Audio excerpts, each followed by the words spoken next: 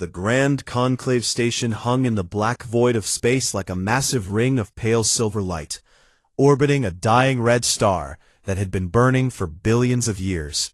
And inside that ring, the fate of an entire species was about to be decided by creatures who had never set foot on Earth. 312 species governed the known galaxy from this place, and they called themselves the Galactic Sovereignty Council.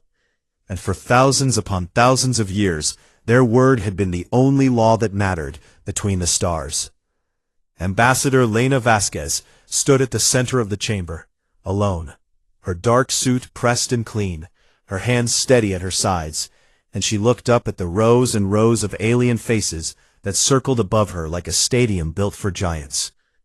And she did not flinch.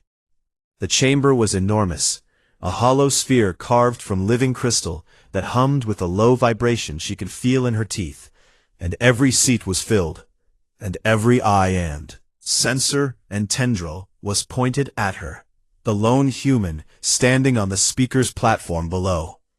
She had been Earth's voice on this station for 11 years, and in that time she had learned to read the body language of species that did not have bodies in the way humans understood bodies.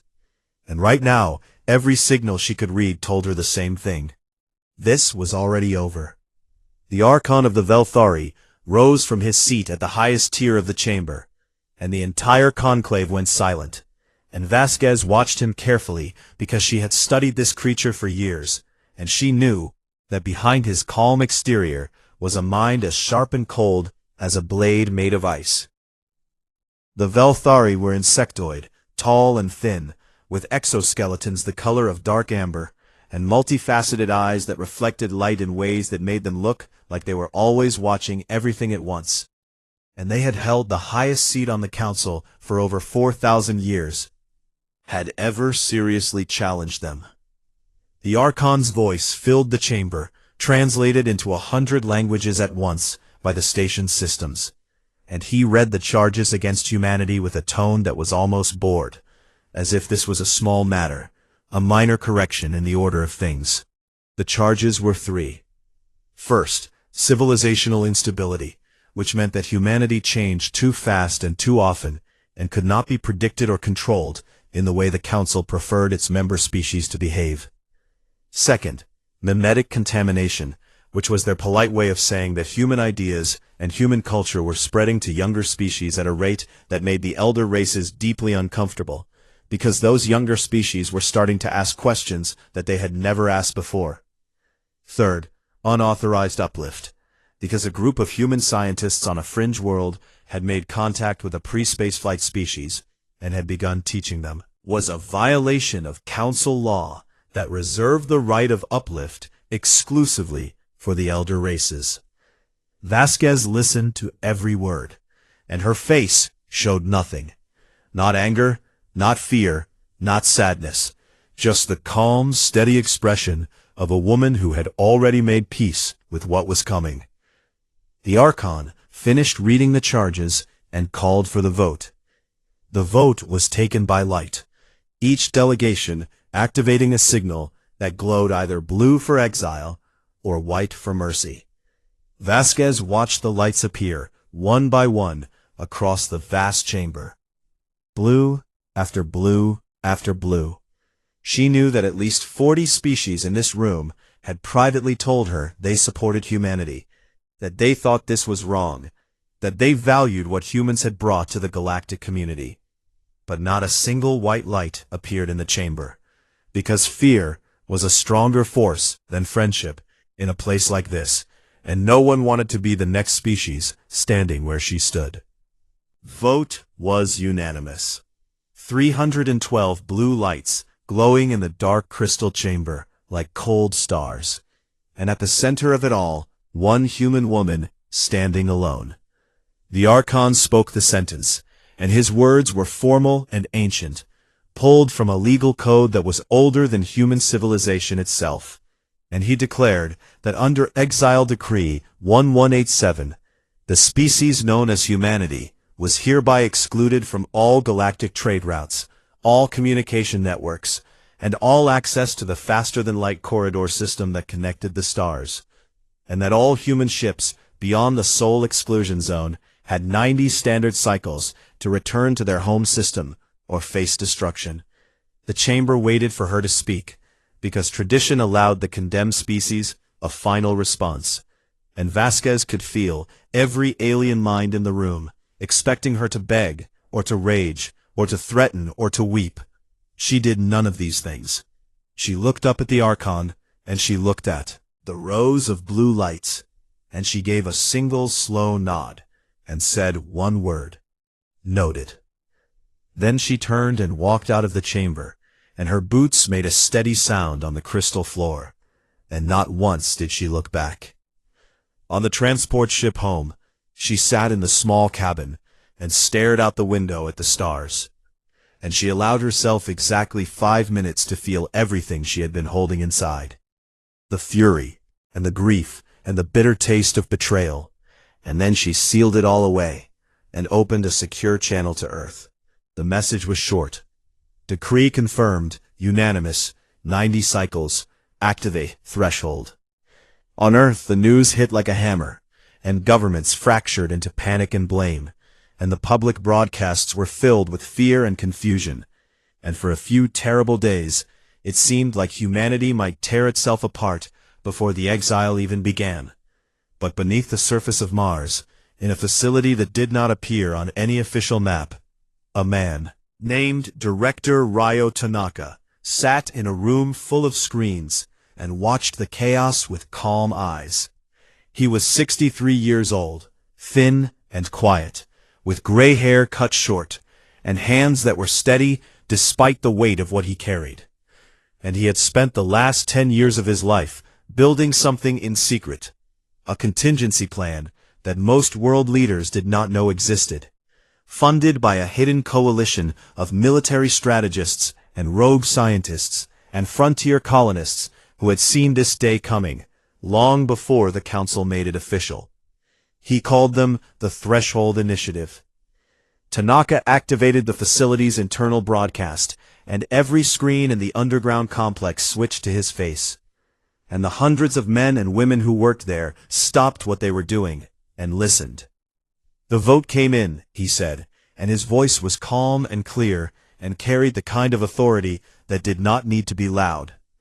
"They have locked us out of their galaxy, their trade, their roads between the stars, and they expect us to wither and die in the dark."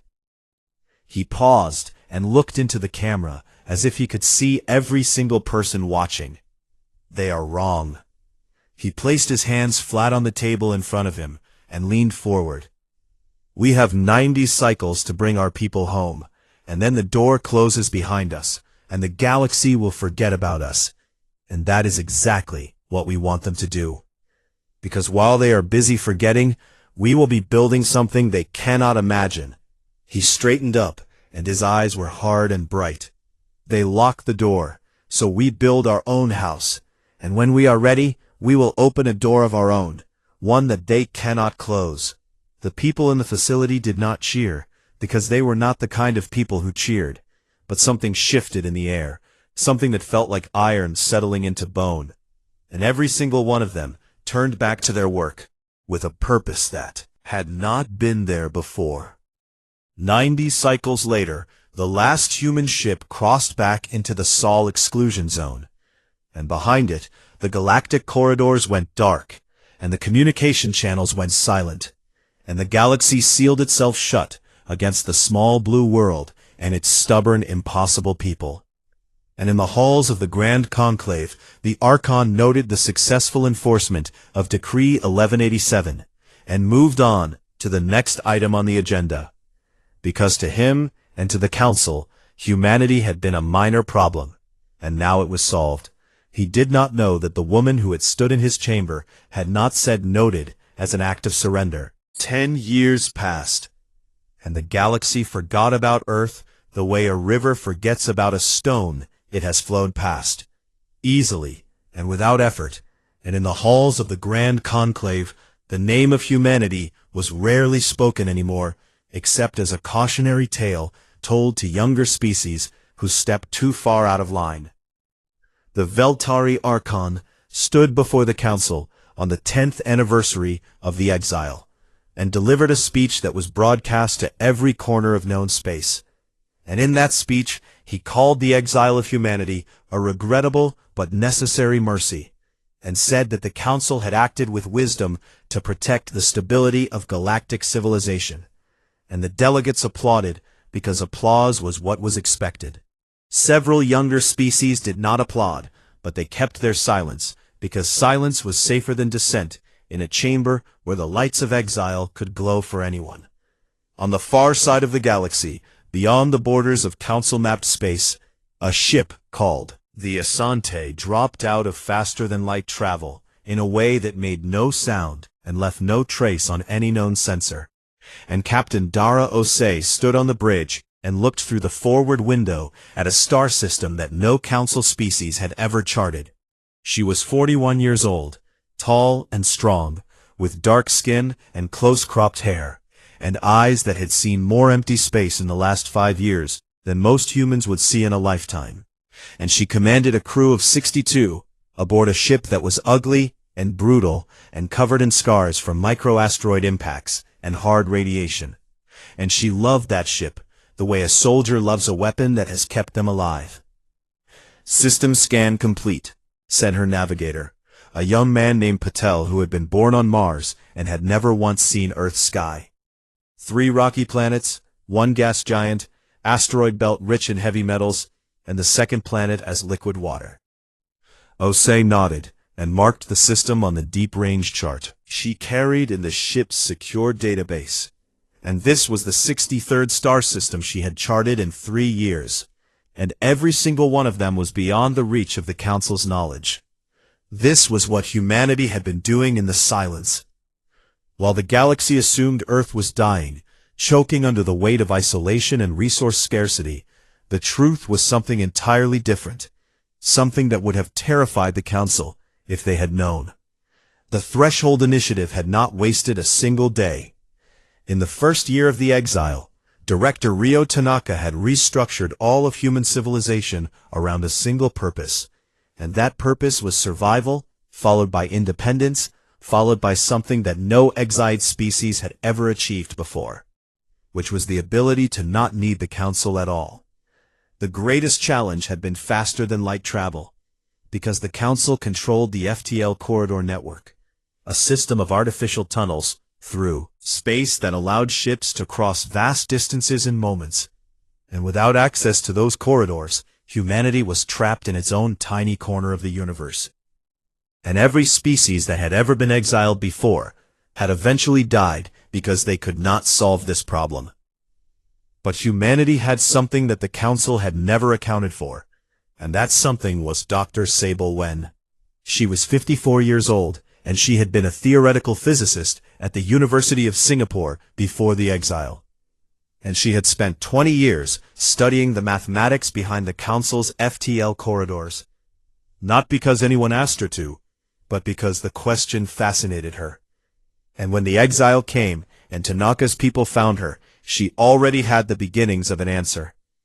The Council's corridors worked by bending space along predetermined paths, like rivers carved into the fabric of reality. And they were elegant and stable and ancient and completely controlled by the elder races who had built them. Wen's solution was different, and it was rougher and more dangerous and born from desperation and brilliance in equal measure. She called it the Rift Drive. Instead of bending space along a path, the Rift Drive tore a tiny hole in space-time itself, a micro-wormhole that lasted just long enough for a ship to pass through before it sealed itself shut behind. And it was violent and unpredictable, and it made the ship shake so hard that the crew had to strap themselves into reinforced seats, and the first test flight nearly killed everyone on board. But it worked. And more importantly, it was completely invisible to Council sensors, because Council sensors were designed to detect corridor travel, and the Rift Drive did not use corridors at all. It made its own path and left no trail. Wen cracked the theory in the 2nd year of the Exile, and the first working prototype flew in the 4th year, and by the 6th year, every major human ship had been retrofitted with a rift drive, and humanity could go anywhere in the galaxy without anyone knowing. But faster-than-light travel was only the beginning. During humanity's 20 years as a Provisional Council member, it had acquired technology from dozens of alien species, medical technology and material science and energy systems that were centuries ahead of anything Earth had developed on its own.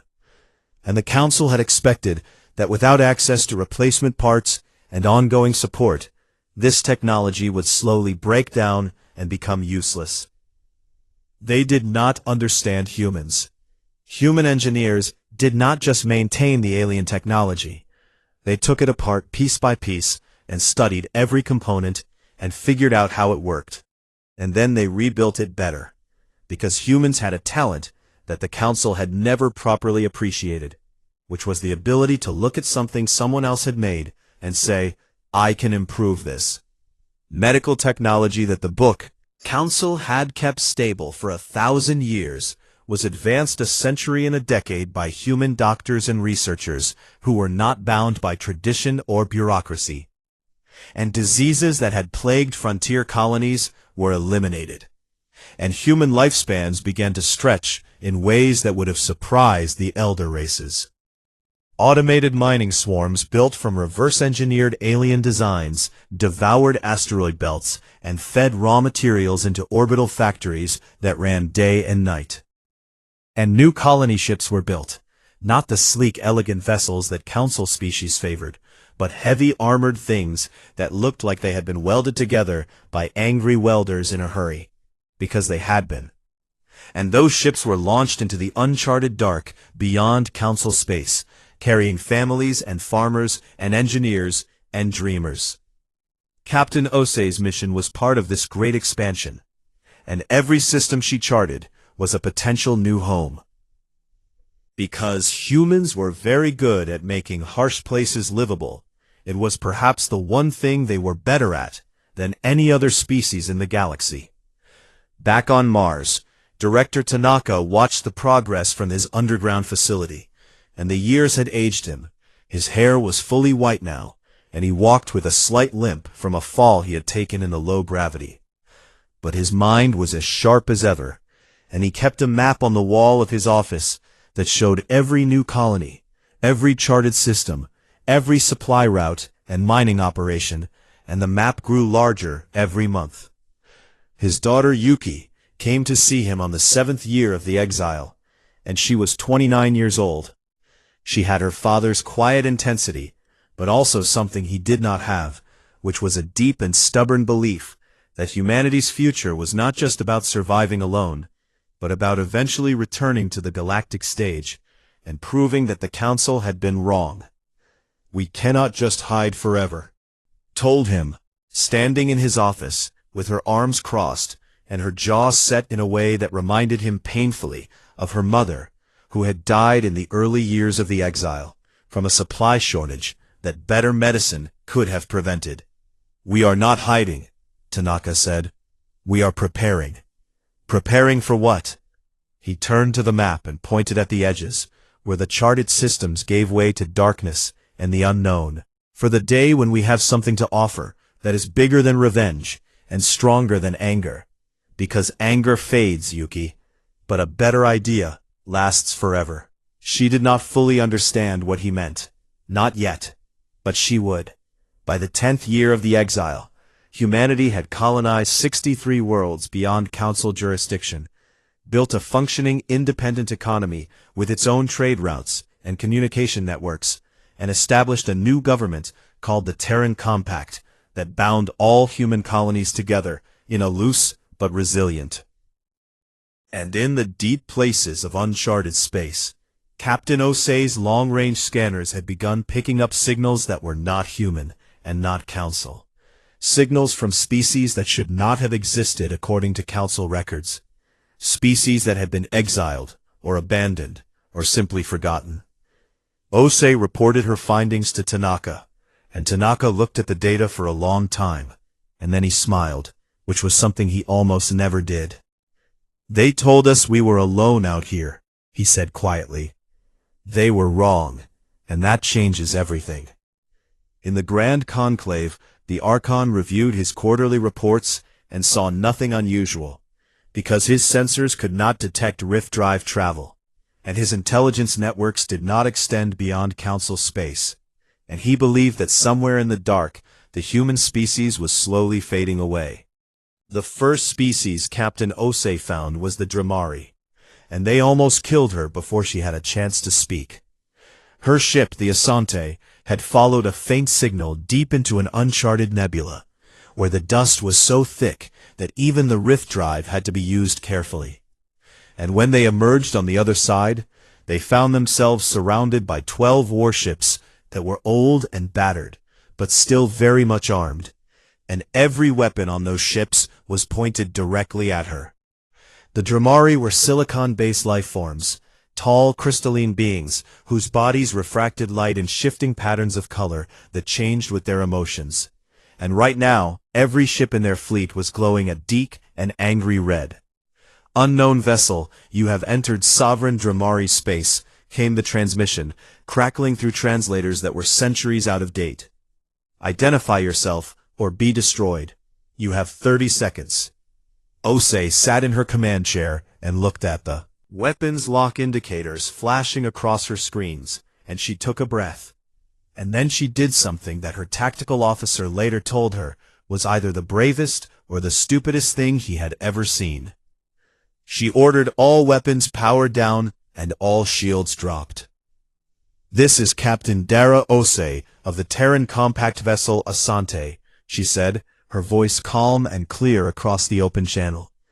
"We are human. We were exiled by the Galactic Sovereignty Council 12 years ago, and we come with no weapons raised and no demands. We just want to talk." There was a long silence, so long that Osei could hear her own heartbeat in the quiet of the bridge. And then a new voice came over the channel, older and rougher than the first. "Human," the voice said, and there was something strange in it, something that sounded almost like wonder. "We heard the Council exiled your kind. We assumed you were dead." "We are very much not dead," Osei said. Then the weapons locks disengaged, one by one, and the crystalline ships shifted from red to a cautious amber, and a docking invitation was transmitted to the Asante. The Dramari had been exiled 430 years ago. Their crime had been refusing to surrender the mineral rights of their homeworld to a Velthari mining consortium that had demanded access under Council trade law, and when they refused, the Council had labeled them non-compliant and cut them off from the corridor network, and left them to survive on their own in the margins of explored space. 4 centuries of isolation had nearly destroyed them. Their population had fallen from billions to barely 2 million.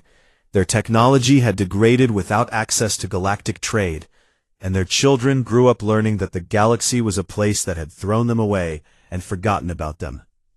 But they had survived, because they were stubborn, in the way that only a people who have been told they are worthless can be stubborn, with a quiet, burning determination that refused to go out.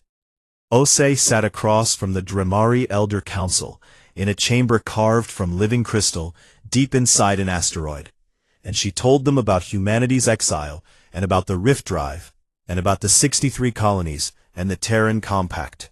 And the Dramari listened with their bodies slowly shifting from amber to a pale and cautious blue.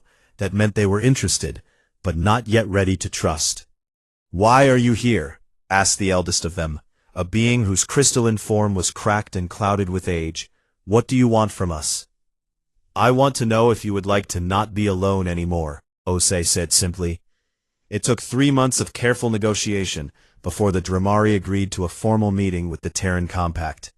And during those months, Osei lived among them and learned their history, and shared human food with beings who could not eat it, but who appreciated the gesture. And slowly the amber turned to blue, and the blue turned to a warm and cautious green. But the Dramari were not the only ones out there. As the Asante pushed deeper into uncharted space over the following year, Osei found the Ul, a hive-minded aquatic species that lived in massive water-filled ships that drifted through the void like living oceans. and they had been exiled 2 centuries ago because the Council had deemed their collective consciousness cognitively incompatible with individual-based governance, which was a polite way of saying that the elder races did not understand them and did not want to try. And she found the HFY, a nomadic warrior species who traveled in vast fleet caravans, fierce and proud and covered in ritual scars, who had been stripped of their military vessels and cast out after a border dispute with the Velthari, that most historians agreed the HFY had not started. And she found others, smaller groups, fragments of civilizations, species so broken by exile that they had nearly forgotten what they once were. And every single one of them had the same story. They had been cast out by the Council for being different or difficult or inconvenient, and they had been left to die in the dark. Osei reported everything to Director Tanaka, and Tanaka shared it with his daughter Yuki, and Yuki read the reports late at night in her quarters on Mars, and felt something building inside her chest that was part anger and part hope, and part a fierce protective love for people she had never met. "This is what we were preparing for," Tanaka told her, and his voice was quiet, but there was fire behind his eyes. "This is the idea that is bigger than revenge." Yuki was 31 years old when she was named the Terran Compact's lead diplomat to the exiled species, and she traveled to each of them aboard a fast rift-drive courier ship, and she sat in their councils and their meeting halls and their ship caverns, and she spoke to them not as a representative of a superior power, but as an equal. This was the thing that surprised them most. The Council operated on a rigid caste system, where elder races held permanent authority over younger ones, where membership tiers determined who could speak and when and about what, and every species that had ever been part of the Council had learned that the galaxy was a hierarchy, and your place in it was fixed. Yuki offered something different. "The Terran Compact proposes a coalition," she said to the assembled representatives of the Dramari, the Ul, the HFY, and 7 other exiled species, gathered together for the first time in a cargo hold on a human station at the edge of mapped space.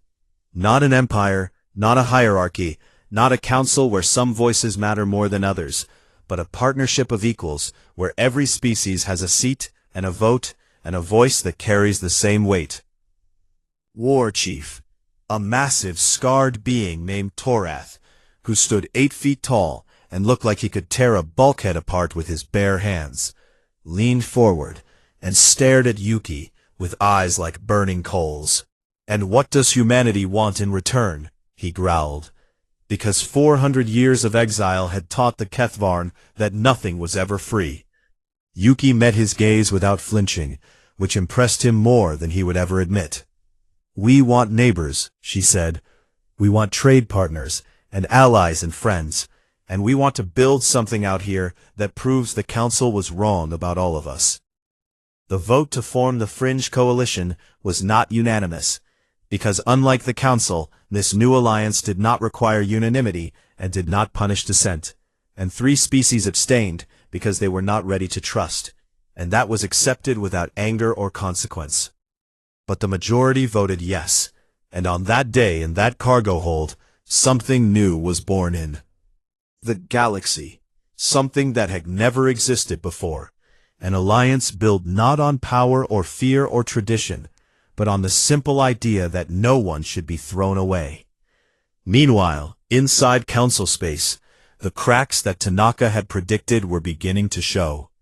Trade disputes between elder races and younger species were growing more frequent, and the younger species were becoming bolder in their complaints, because the rumors had started, quiet whispers that passed through smuggler networks and unofficial channels, rumors that humanity was not dead, that somewhere beyond the exclusion zone, the exiled species was not just surviving, but thriving.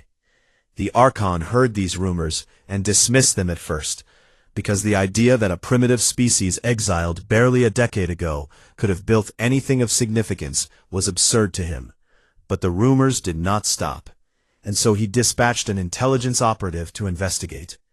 The operative's name was Saron Veltari, young for his kind but brilliant and methodical, and he was given a fast ship and a small crew and orders to cross the exclusion zone and determine the current state of humanity. What Saron found when he finally penetrated deep enough into uncharted space shook him in ways he was not prepared for.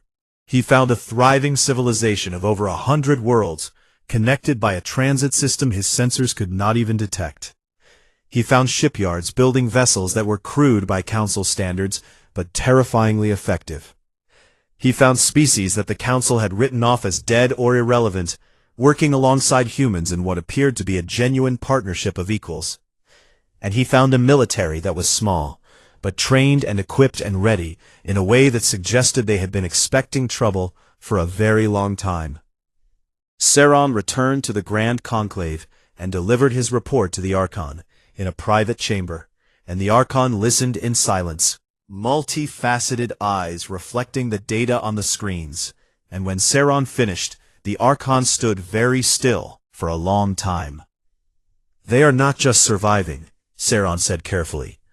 "They are building an alternative, and if the younger species inside Council space learn about it, they must be eliminated," the Archon said, and his voice was flat and cold and carried no emotion at all. "Before they become something we cannot control." Saron felt something cold move through him, because he had seen what was out there, and he was not sure it could be eliminated. But he said nothing, because he was Velthari, and the Archon's word was law. But that night, alone in his quarters, Saron stared at the data he had collected, and thought about the look he had seen on the faces of the exiled species when they spoke about the Fringe Coalition. And it was a look he had never seen on any face inside Council space. The Compliance Fleet assembled in the Orthani Nebula over the course of 3 standard months, and when it was finished, it was the largest military force the galaxy had seen in over 300 years.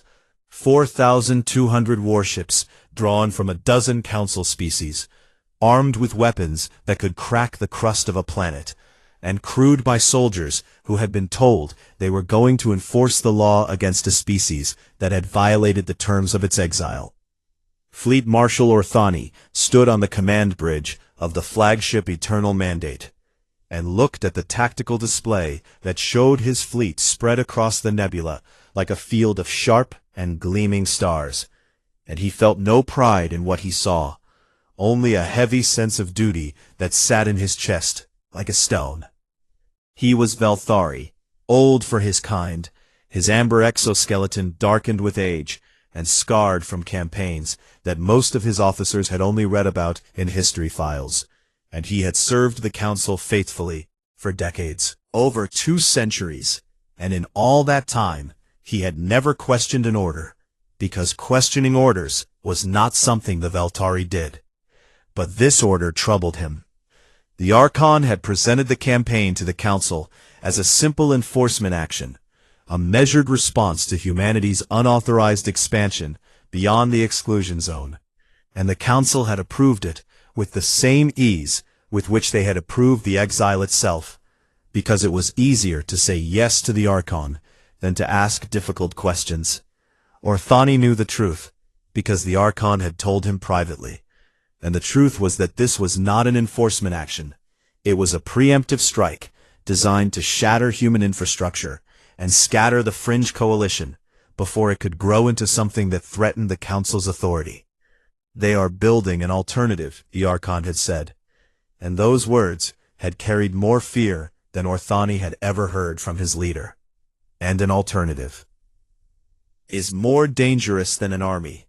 So Orthani took his 4,000 ships, and he pointed them at the stars beyond the exclusion zone, and he gave the order to advance.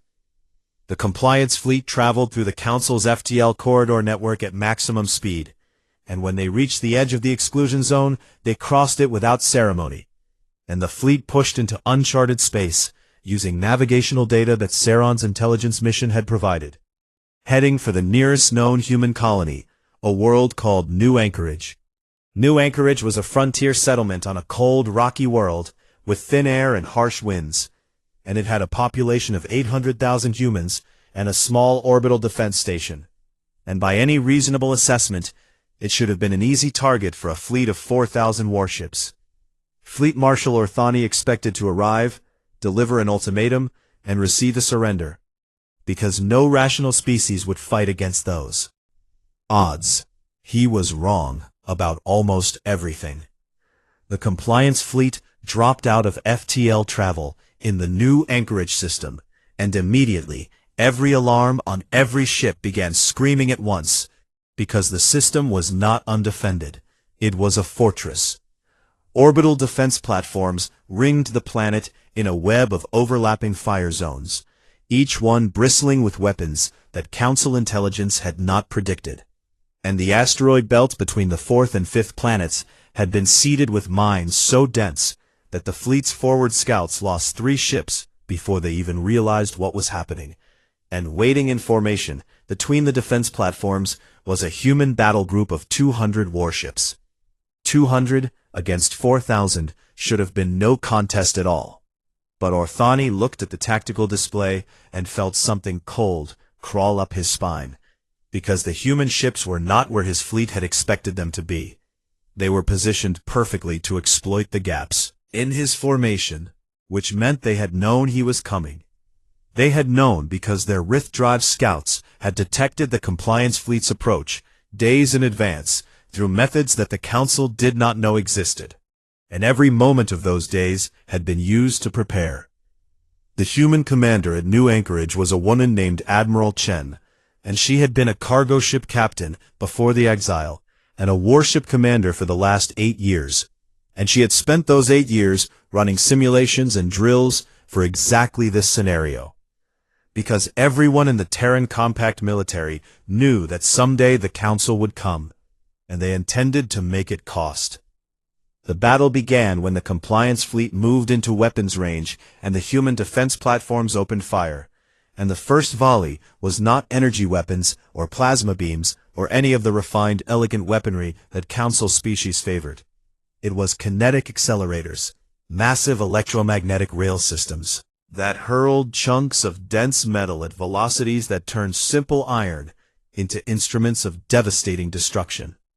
Council shields were designed to absorb and deflect energy weapons, because energy weapons were what civilized species used, and they were not optimized for the raw brute force of a solid projectile moving at a significant fraction of the speed of light. And the first salvo punched through the shields of the lead ships and tore them apart. Then the drone swarms came, thousands upon thousands of small unmanned craft that poured out of hidden launch bays in the asteroid belt like a cloud of angry insects, each one carrying a simple explosive charge, and they swarmed the larger Council ships and detonated against hulls and engine housings and sensor arrays, blinding and crippling vessels that were 10 times their size. And then came the weapon that Orthani had no name for, the Rift torpedoes, devices that used miniaturized Rift Drive technology to tear small holes in space-time at targeted locations. And when a Rift torpedo detonated near a ship, it did not explode in any conventional sense. It simply tore a hole in the space where the ship was, and the ship came apart as the fabric of reality twisted around it. Orthani watched his tactical display turn red with damage reports and lost ships, and he felt a cold clarity settle over him. The clarity of a soldier who realizes that every assumption he walked into this battle with was wrong. He had expected a primitive species fighting with salvage technology and desperate courage, and instead he had found a military that was smaller, but faster and smarter, and fighting with weapons his fleet had never seen before, crewed by people who had spent a decade preparing for this exact fight, with a fury and precision that was terrifying. The battle lasted 11 hours. The compliance fleet won, because 4,000 ships is 4,000 ships, and numbers have a weight that courage cannot match, alone cannot overcome. And eventually the human battle group was forced to retreat, and the defense platforms were destroyed, and New Anchorage fell. But the cost was something that Orthani could barely comprehend. He had expected to lose perhaps 50 ships, 100 at most. He lost 812. 812 warships destroyed or crippled beyond repair, and tens of thousands of council soldiers dead, all to take a single frontier colony from a species that had been exiled with nothing barely 13 years ago. Orthani sat alone in his quarters after the battle and stared at the casualty reports, and he understood for the first time what the Archon had really sent him to fight, not a dying exile, but a civilization that had been forged in the fire of rejection and had come out harder and sharper than anything the Council had ever faced. And New Anchorage was only the first system. As the Compliance fleet pushed deeper into human space, it found the same thing at every turn. Fortified systems with layered defenses and crews that fought with a ferocity that bordered on madness. And every battle was won, but every victory came at a price that made the last one look cheap. Supply lines began to fail as fringe coalition raiders struck from nowhere. Tramari saboteurs using their knowledge of crystal resonance to disable the power systems of Council logistics ships. Kethvarn war packs dropping out of Rift Drive behind the fleet and savaging rearguard vessels before vanishing back into the dark. Ul hive ships jamming Council communications with methods that no one could counter because no one understood how the Ul collective consciousness worked. The campaign that was supposed to take weeks stretched into months, and the Compliance fleet that had entered human space with 4,200 ships now had fewer than 3,000, and morale was crumbling, and younger species crews were beginning to desert. And Orthani knew in his bones that he was losing this war, not because he was outgunned, but because he was fighting an enemy that had already accepted every possible cost and was willing to pay it. Back on Mars, Director Ryo Tanaka sat in his facility and watched the reports come in, and he was 76 years old now, and his body was failing him. His lungs weakened by years of recycled air, and his bones brittle from low gravity. But his mind was clear, and his resolve was absolute. He had always known this fight was coming, and he had always known that humanity could not win it through force alone. Because the Council had too many ships and too many resources, and sooner or later numbers would tell. But winning was never the plan. Survival was the plan. Survival long enough for the real weapon to be finished. He called his daughter to his office, and he showed her a file on his screen that was labeled with a single word, Threshold. When she read what was inside, her eyes went wide, and then they filled with tears, and then they hardened into something that looked like the edge of a blade. How long? She asked. It is ready now, he said. It has been ready for 2 years. We were waiting for the right moment, and the right moment is when the galaxy is watching. He reached out and took her hand, and his grip was weak, but his voice was steady. I will not live to see what comes next, he said, but you will, and when the time comes, I need you to be the one who speaks, because what we are about to do is not a weapon, and it is not a battle. It is an invitation, and invitations must be delivered by someone who believes in them. Yuki held her father's hand and nodded, and she did not trust herself to speak, but she did not need to, because he could see the answer in her eyes. 3 days later, Director Ryo Tanaka died quietly in his sleep, and the woman who had been his daughter became the woman who would change the galaxy. The signal went out, on every frequency, in every language, to every corner of the known galaxy and beyond. And it traveled at the speed of light, and it traveled through the Rift Drive relay beacons that humanity had spent a decade secretly building. And it reached the ears and sensors and receptor organs of every species in existence at the same moment. And the galaxy stopped and listened. The message was simple, and it was broadcast in a voice that was calm and clear, and carried no anger, and no arrogance, and no fear.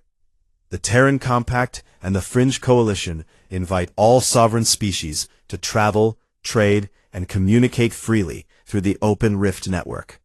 No conditions, no tribunals, no exile decrees. You are welcome as you are. And then, the message explained what the Open Rift Network was, and that was the moment when the galaxy changed forever. For thousands of years, the Council's power had rested on one foundation, and that foundation was control of FTL Corridor Network, because the corridors were the only way to travel between the stars at faster-than-light speed, and whoever controlled the corridors controlled who could go where and when and at what cost. And this control was the chain that bound every species in the galaxy to the Council's authority. What humanity had built was a second network, not corridors, but relay beacons, hundreds of them scattered across both charted and uncharted space, each one a stabilized rift drive emitter that could open a micro wormhole on demand for any ship that requested passage. And the beacons were automated and self-repairing, and powered by compact fusion reactors that would run for centuries, and they were open to everyone. No membership required, no caste tier, no trade tithe, no permission from any elder race. Any ship from any species could approach a beacon and request a jump, and the beacon would open the way, free of charge, free of conditions, free of the invisible leash that the Council had kept around the throat of every civilization in known space. This was Operation Threshold, and it was not a weapon, and it was not a battle, and it was not revenge. It was a door, and it could never be closed. The effect was like dropping a stone into still water, except the stone was the size of a planet, and the water was the entire galactic order. Within hours of the broadcast, communication channels across Council space erupted into chaos, and younger species that had spent centuries quietly obeying the elder races began asking questions that had never been asked out loud before. Questions like, why do we need the Council's permission to travel? And why do we pay a tithe for corridor access when there is now a free alternative? And why were we told humanity was dead when they are clearly very much alive? The Archon received the broadcast in his private chambers aboard the Grand Conclave. And for the first time, 4,000-year reign, he felt something that he had not felt since he was young. And that something was fear, real and deep and cold. He summoned an emergency session of the Council, and the chamber was full, every seat occupied, every delegation present, and the noise was deafening, hundreds of species talking at once, arguing, demanding answers, pointing fingers at each other and at the Archon, and at the empty space where humanity's delegation had once sat. The Archon demanded silence and received it, because even now his authority carried weight, and he stood at the highest tier and addressed the chamber with a voice that was controlled and measured. This network is a provocation, he said. It is designed to undermine the stability of galactic civilization, and it must be destroyed. I call for an immediate military response. But the chamber did not respond the way he expected. A delegate from the Sereshi, a younger species that had been a council member for only 3 centuries, rose from her seat and spoke, and her voice trembled but did not break. The Compliance Fleet has been fighting for months and has lost 1/3 of its ships, she said. How many more do we lose before we admit that this is not working? Another delegate rose, and then another, and then a dozen more, and the voices that had been silent for years began to speak, and what they said was not what the Archon wanted to hear. In the deep black of space, beyond the exclusion zone, Fleet Marshal Orthani received the broadcast aboard what remained of his battered fleet, and he listened to it twice, and then he sat in his command chair and stared at the stars for a very long time. He had lost over 1,200 ships in the campaign against humanity, and he had taken worlds, but he had not broken the enemy. Because the enemy was not a species that could be broken by taking worlds. They simply fell back and regrouped and hit him from another direction, and every day his fleet grew weaker, while the fringe coalition grew stronger. And now this, a network of free FTL beacons that made the Council's corridor monopoly meaningless, broadcast to the entire galaxy like a signal fire in the night. Orthani understood military strategy better than almost anyone alive, and he understood that this was not a military problem. This was something else entirely. something that could not be defeated with ships and weapons, because it was an idea. And ideas did not die when you shot at them. He opened a channel to the Archon, and the Archon's face appeared on his screen, rigid and cold and waiting for a status report. "I am ordering a full withdrawal from human space," Orthani said. The Archon's eyes flickered, and his voice came sharp and fast. "You will do no such thing. You will advance, and you will destroy those relay beacons, and you will—" "No," Orthani said, and the word hung in the air between them, like a crack in glass. And it was the first time in his 2 centuries of service that he had refused an order. "I will not spend more lives fighting an enemy that has already won," he said. "Not won the war. They have won something bigger. They have made us optional, and you cannot bomb that away." He transmitted his formal resignation and ended the channel, and then he opened a broadcast to his entire fleet. "All ships, cease offensive operations and begin withdrawal to Council space. The campaign is over." And then, because he was old and tired and had seen too much death, he added a single line that was not part of any official communication. "You exiled a campfire and created a sun." The withdrawal of the compliance fleet was the crack that broke the dam. Within weeks, 3 council member species formally requested access to the Open Rift network, and within months, the number had grown to 20, and the council could not stop them, because stopping them would mean going to war with its own members, and the Archon did not have enough ships left to fight everyone at once. The Fringe Coalition welcomed every species that came, no questions asked, no conditions imposed, no grudges held. And this was the thing that confused the elder races most of all, because they had expected humanity to be angry, to demand apologies and reparations and revenge. And instead the humans just smiled and said welcome, and meant it. The Grand Conclave descended into emergency sessions that lasted days, and the elder races turned on each other. The Velthari blamed the Sorathi, and the Sorathi blamed the Kreen, and the Kreen blamed everyone, and the beautiful machine that had governed the galaxy for millennia began to come apart at the seams, not from an external attack, but from the simple fact that its own members no longer needed it. And then the invitation came. Yuki Tanaka, daughter of the man who had started it all, requests to address the Grand Conclave, not as a petitioner, not as a criminal, not as a representative of an exiled species begging for readmission, but as the voice of the Fringe Coalition, an independent galactic power that was offering the Council a seat at a new table. The debate over whether to allow her to speak lasted 4 days, and when the vote was taken it passed by a narrow margin. And on a morning that the galaxy would remember for a very long time, Yuki Tanaka walked into the crystal chamber of the Grand Conclave, and stood on the same platform where Ambassador Lena Vasquez had stood over 13 years before.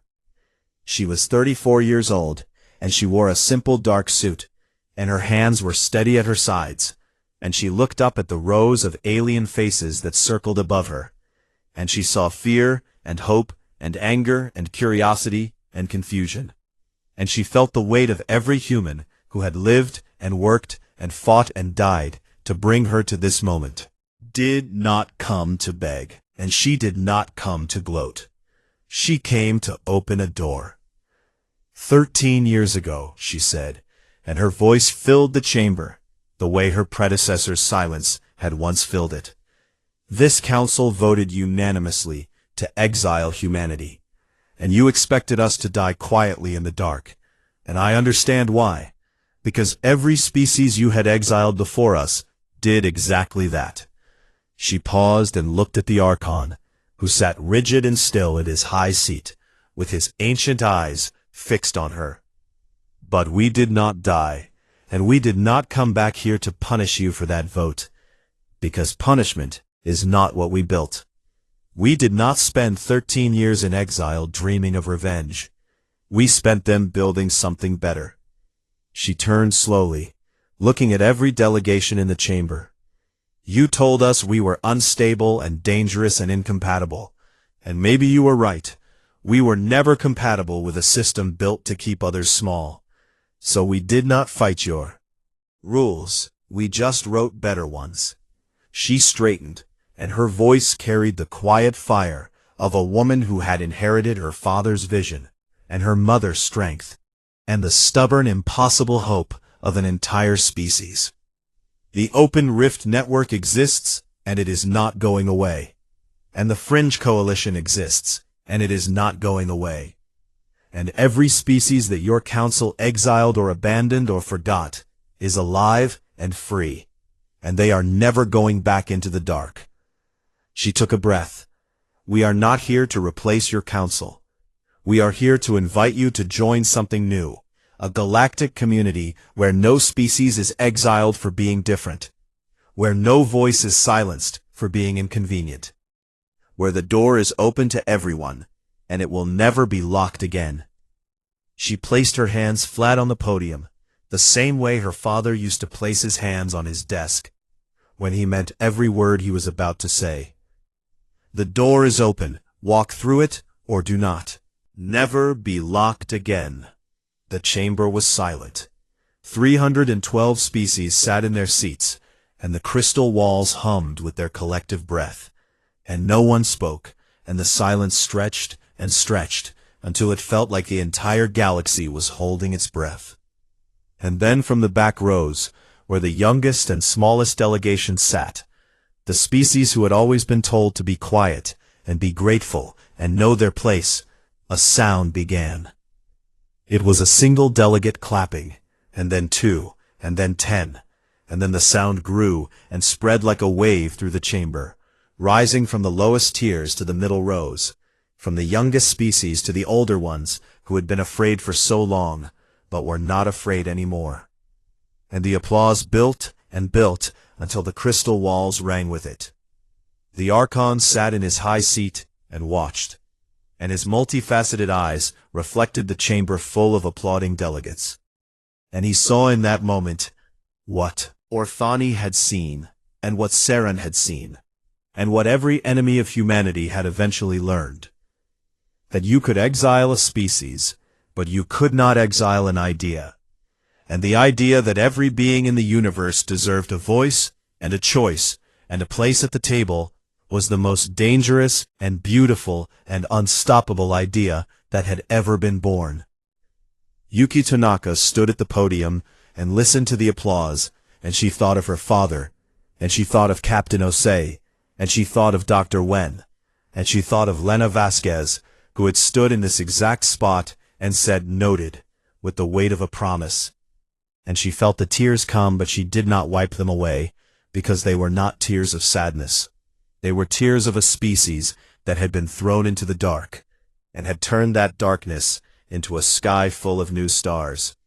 And every single one of those stars was shining.